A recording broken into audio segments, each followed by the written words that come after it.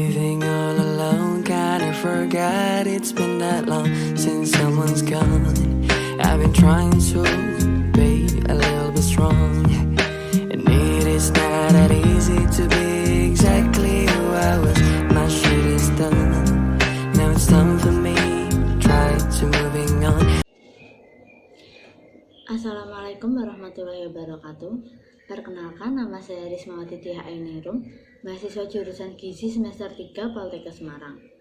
Di sini saya akan merasum jurnal yang berjudul Analisis Jumlah Cemaran Mikroba dan Identifikasi Salmonella dan E. coli pada daging ayam di beberapa tempat pemasaran wilayah Kota Kupang.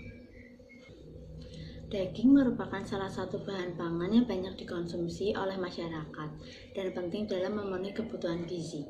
Selain karena mengandung protein yang tinggi, pada daging terdapat pula kandungan asam amino esensial yang lengkap dan seimbang.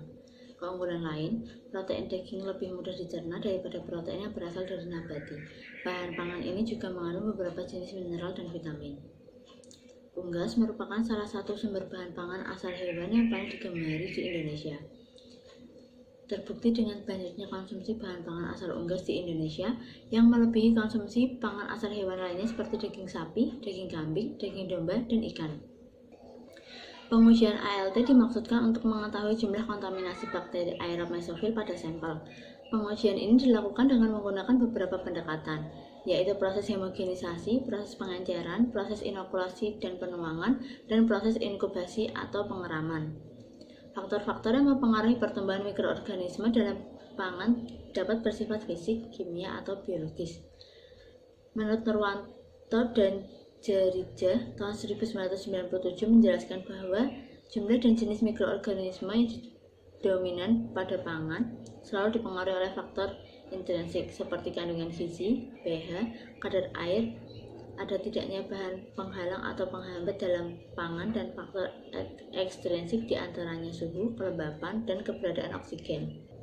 Berdasarkan hasil uji analisis digeragam atau ANOVA menunjukkan nilai P sama dengan 0,364 yang artinya bahwa adanya perbedaan tidak nyata pada taraf kepercayaan 0,05 di antara cemaran bakteri aerob mesofil pada daging ayam di 3 tempat pemasaran.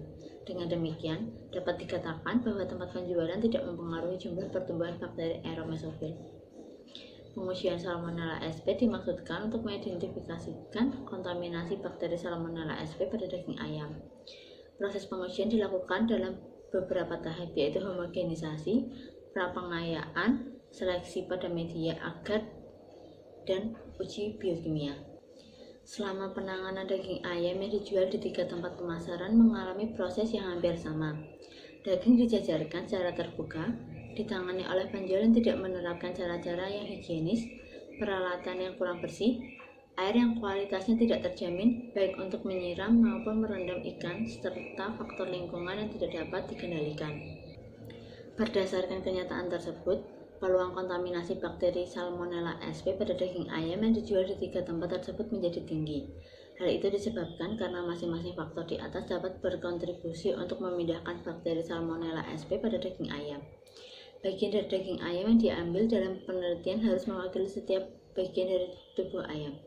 Hal ini sangat diperlukan karena pada umumnya jumlah bakteri patogen seperti Salmonella sp yang terkontaminasi pada bahan pangan termasuk daging ayam dalam jumlah kecil dan berada pada tempat tertentu.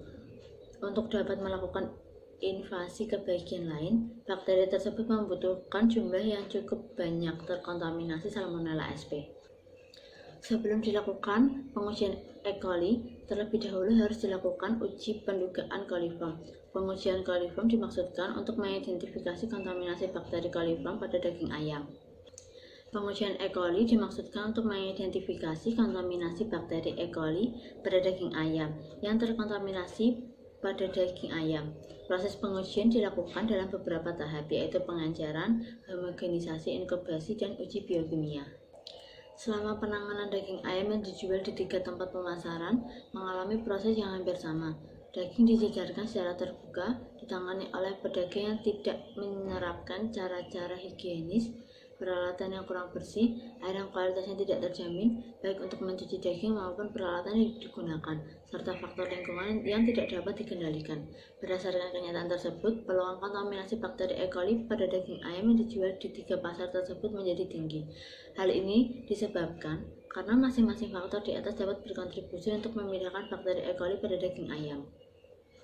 Besarnya sampel cukup mempengaruhi keakuratan hasil pengujian laboratorium. Jumlah sampel yang sedikit bisa menyebabkan kurang representatifnya sampel terhadap populasi ayam yang dipotong pada suatu hari. Sehingga hasil pengujiannya pun kurang bisa mewakili semua daging ayam yang dijual pada hari tersebut dan membuktikan bahwa daging ayam yang dijual benar-benar tidak terkontaminasi bakteri Salmonella sp maupun E. coli. Jumlah sampel yang sedikit inilah yang menjadi kelemahan dari penelitian ini. Sekian dari saya. Wassalamualaikum warahmatullahi wabarakatuh. If you think I'm such a happy person, no, you are wrong by saying my laughter is louder than yours. Shut your freaking mouth. No one knows what I feel and what I suffer.